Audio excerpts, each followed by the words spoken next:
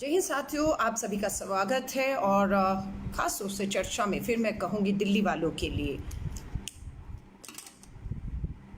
मार्च पहला मामला देश में आया जनवरी में। जी हाँ, जनवरी में सबसे पहला कोरोना वायरस का मामला केरला में आया था। पहला मरीज भारत में जनवरी में। फरवरी 12 का आज भी दिन याद है। राहुल गांधी जी प्रेस कॉन्फ्रेंस करके कह रहे थे कि गंभीरता से इसे लीजिए, गंभीरता से लीजिए, टेस्ट कीजिए, खूब टेस्ट करिए, पर किसी के कान पे जू नहीं रहेंगी। फरवरी निकला, मार्च के एंड तक जब वो पूरी तरह से फुर्सत में आ गए अपने राजनीतिक कार्यक्रमों से, तो मार्च के अंत में जाकर लॉकडाउन 1, लॉकडाउन 2, लॉकडाउन 3, लॉकडाउन 4 और अब लॉकडाउन 5 और अनलॉक है, लॉक है, नहीं है, समझ नहीं आ रही है। मामले भारत की राजधानी दिल्ली में लगभग 42,000 पहुंच चुके हैं।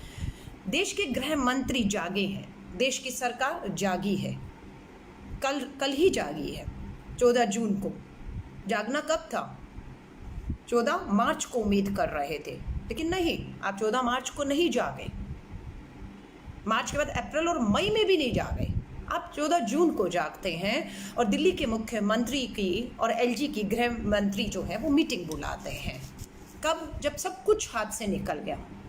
जब डॉक्टरों की जो कमेटियां थी उसने रिपोर्ट में कहा कि दिल्ली बदतर हालात की तरफ बढ़ रही है, कुछ कीजिए। दिल्ली के अंदर 31 जुलाई तक 5 लाख मामले हो जाएंगे, 80,000 बिस्तर, 10,000 वेंटिलेटर, रोजाना कम से कम आपको 30,000 टेस्ट करने होंगे। दिल्ली बुरी हालत में है, लेकिन कान पे जू नहीं रहेंगी बीजेपी और आम आदमी पार्टी की सरकारों के। कान में जू नहीं रहेंगी। पहले कहते थे हमें मिलकर कोरोना से लड़ना है और कोरोना को हराना है, लेकिन जब सरकारें हारती हुई दिखी तो बोला कोरोना के साथ जीना सीख लीजिए। अरे शर्म कीजिए, कुछ शर्म कीजिए। गुमराह किया आपने दिल्ली और देश के लोगों को। पहले कहा कि महाभारत का युद्ध 18 दिनों में जीता गया था। लॉकडाउन 1 का प्रधानमंत्री जी का भाषण कि 21 दिन में हमें ये युद्ध जीत लेंगे। हमें लगा कि ठीक है, प्रधानमंत्री जी के सब जानते हैं कि 21 दिन में लॉकडाउन 1 में हम ये युद्ध जीत सकते हैं, लेकिन नहीं। लॉकडाउन 1, 2, 3, 4 के बाद पता लगा ये युद्ध जीतने की बजाय, कोरोना वायरस को हराने की बजाय सरकारों ने हथियार डाल दिए और अब हमें कह रहे हैं कि इसके साथ अब जीना सीख लीजिए। दिल्ली के मुख्यमंत्री पूरी तरह से हथियार डाल चुके हैं। कल की एलजी की गृह मंत्री की 14 जून को जो मीटिंग हुई उसमें साफ पता लगा पूरी तरह से हथियार डाल दिए हैं। और देश के गृह मंत्री भी, उनकी प्राथमिकता क्या थी? याद रखिए, देश के गृह मंत्री अमित शाह जी की प्राथमिकता क्या थी? उनकी पूरी प्राथमिकता पूरे इस दौरान जब लॉकडाउन 1, 2, 3, 4 रहा, पिछले 70-80 दिनों में अपना राजनीति ही थी। बंगाल और बिहार के चुनाव के मद्देनजर उन्होंने जन संवाद कार्यक्रम एलईडी लगा के 70,000 फुल राजनीति की, फुल भाषण किए। कोई मीटिंग, कोई संयोग किसी देश की सरकार को या दिल्ली केंद्र शासित को नहीं किया उन्होंने, सिर्फ राजनीति की। नींद से जागते हैं, 14 जून को कल जागे और एलजी और मुख्यमंत्री को बुलाकर मीटिंग की और आज सर्वदलीय बैठक बुलाई और उठ के दिल्ली सरकार के एलएनजेपी के अस्पताल में पहुंच गए। बहुत अच्छा किया, धन्यवाद आपका कि आप नींद से जागे। देर आए दुरुस्त आए कि नहीं आए, ये समय बताएगा। अब ये समय बताएगा कि जब दिल्ली को आपने मौत के मुंह में झोंक दिया है, अब आप अपनी नींद से अमित शाह जी जाग रहे हैं। अब आप देर आए दुरुस्त आए, वो समय बताएगा।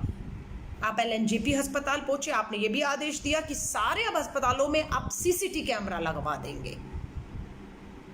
आपने कहा डॉक्टर पॉल की कमेटी बिठा रहे हैं कि जो टेस्ट है, अगर महाराष्ट्र की सरकार, तेलंगाना की सरकार एक टेस्ट का 2200 रुपया ले रही है, तो दिल्ली की सरकार आम गरीब आदमी से, जब बेरोजगारी महंगाई अपने चरम पर है, उसकी मजबूरी का फायदा उठा के दिल्ली की सरकार ने रेट 4,500 रुपये क्यों तय किया हुआ है आज तक, जबकि वही टेस्ट अगर आप देखेंगे महाराष्ट्र और तेलंगाना की सरकार मात्र 2200 में कर रही है।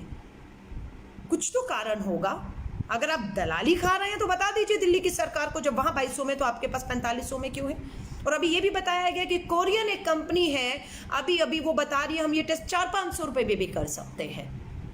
अब भी पता चल रहा है कि लॉकडाउन के इतने दिनों तक आप क्यों इतनी बेरोजगारी और महंगाई में आम आदमी को मारते रहे और 4500 का टेस्ट आप बता रहे 400-500 रुपए में भी हो सकता है।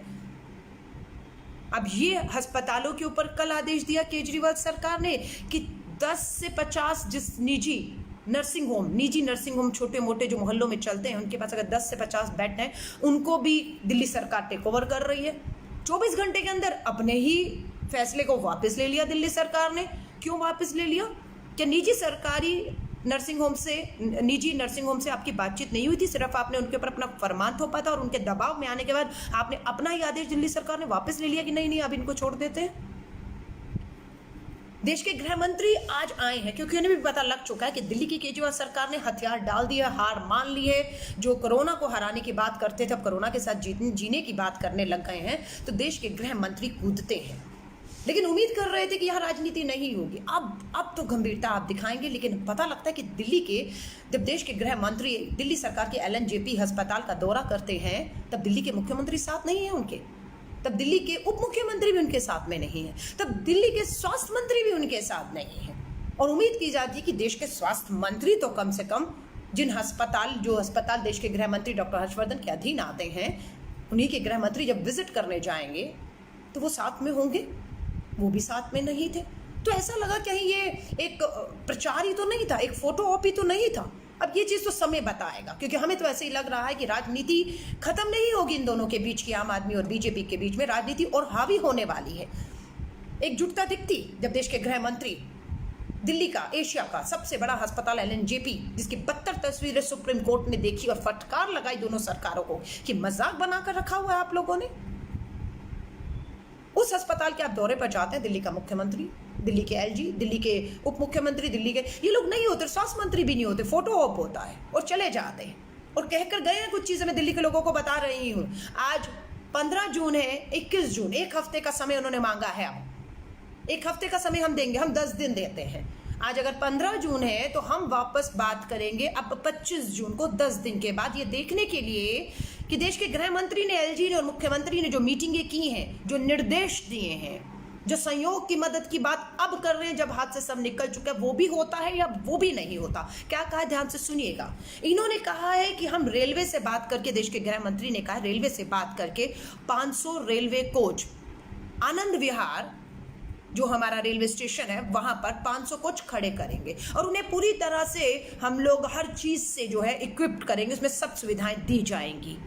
लेकिन मैं आपको हकीकत बता दूं, ये पहली बार कोच को क्वारंटाइन में बदलने की बात या आइसोलेशन वार्ड में बदलने की बात नहीं हो रही है, पहले हो चुकी है। 50 करोड़ खर्च करके भारत सरकार 5000 रेलवे के कोचेस को क्वारंटाइन आइसोलेशन होम में बदल चुकी है। लेकिन एक भी क्वारंटाइन का एक भी मरीज उसमें नहीं गया, जिससे 50 करोड़ रुपया और 5000 ये जो इन्होंने तैयार किए थे वो बर्बाद हो गए। अब दिल्ली के आनंद विहार रेलवे स्टेशन पे 500 की बात हो रही है। चिंताएं जताई जा रही है कि मौसम बदल रहा है, भीषण गर्मी और बारिशों के बीच में क्या ये रेलवे के कोच जो नॉन AC हैं, क्या हाइजीन के तौर पर, क्या गर्मी और बारिश की मार झेलने पर जो कोविड का मरीज अगर पॉजिटिव पाया जाता है, क्या वो जगह रेलवे का डिब्बा उसके लिए बेहतर होगा, ये मुझे नहीं मालूम है। लेकिन ये इनकी तैयारियां हैं। लेकिन देख लेते हैं कि 500 में आप कोचेज में आप ऑक्सीजन दे रहे हैं, आप डॉक्टर्स अवेलेबल करा पा रहे हैं, आप वेंटिलेटर रख पा रहे हैं, अगर जरूरत पड़ती है आइसोलेशन में भी, अगर आपको 80,000 बिस्तर चाहिए ना, इसलिए उम्मीद करते हैं हम लोग।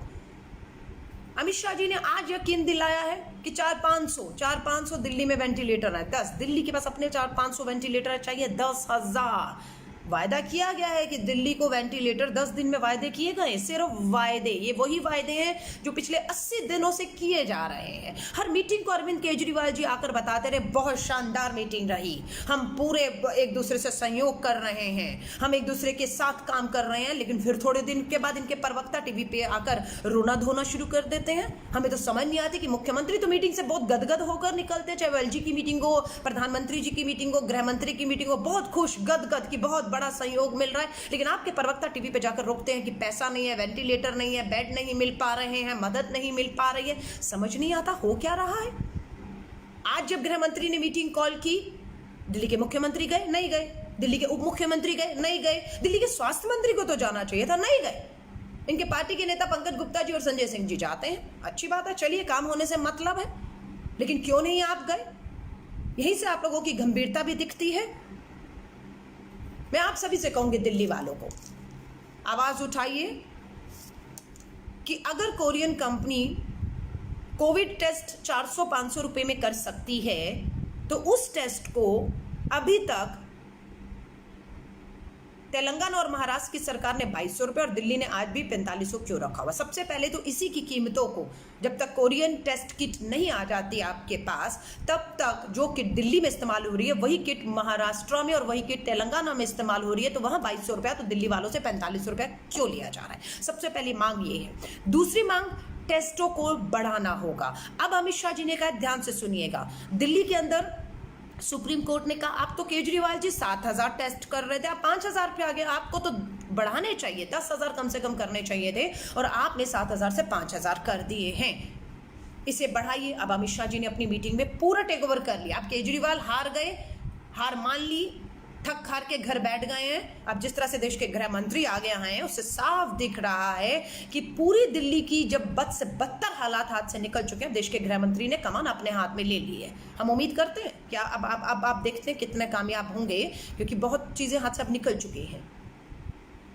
अब ऐसे समय में टेस्ट, अमित शाह जी ने कहा है हर रोज 20,000 टेस्ट, क्योंकि उन्होंने कहा टेस्ट दुगने होने चाहिए, यानी कि दिल्ली में 10,000 टेस्ट होने चाहिए थे, वो अब दुगने करेंगे, कल से दुगने करेंगे, यानी कि कल और परसों रोजाना 20,000 टेस्ट होने चाहिए, यानी कि 2 दिन में, अगले 2 दिन में, 3 दिन में हमें 40,000 लोगों के टेस्ट हो चुके होंगे। ये हम आंकड़े में चेक करेंगे कि कितने लोगों के, क्या 40,000 के टेस्ट अगले दिन में हुए या नहीं हुए, और उसमें से कितने पॉजिटिव आए। पहली बात याद रखिएगा, कीमतों का याद रखिएगा, कीमतें आपको नीचे करवाने का दबाव लगातार बनाना होगा, क्योंकि आज भी गरीब आदमी के लिए टेस्ट करवाना, इलाज पाना जो है, जब हालात अभी इतने हालात नहीं पहुंचे, बिस्तर खाली है तो भी नहीं इलाज मिल पा रहा।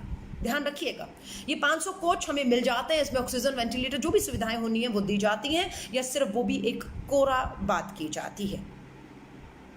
डॉक्टर पॉल की अध्यक्षता में गृह मंत्री ने कहा एक कमेटी का गठन किया जा रहा है, वो ये कमेटी सुनिश्चित करेगी कि निजी अस्पताल जो हैं गरीब और आम आदमी को 60% कम रेट पर बिस्तर उपलब्ध कराएंगे।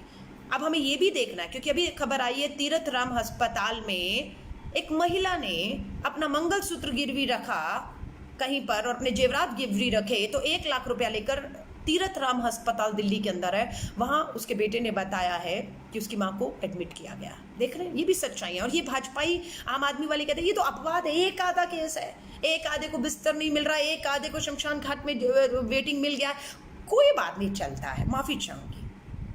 ये लोग, ये मरने वाला माफी चाहूंगी, आपके लिए आम बात होगी, एक अपवाद होगा, एक आधा केस हो गया, देख लो, भूल जाओ, क्यों चर्चा कर रहे हो? शर्म आनी चाहिए अगर आप ऐसे करें। एक एक जिंदगी कीमत है, जिसके घर के लोग इस महामारी में जान से हद हो पा रहे, और जिनकी जिंदगियां बदलने वाली हैं, क्योंकि कहीं पर एक परिवार को चलाने वाला आदमी चला गया है और पीछे अपनी बीवी और बच्चों को छोड़ गया। उस परिवार से पूछे कि उस एक मौत से उस परिवार पे कितना असर हुआ है, और आप कहते हैं अपवाद है।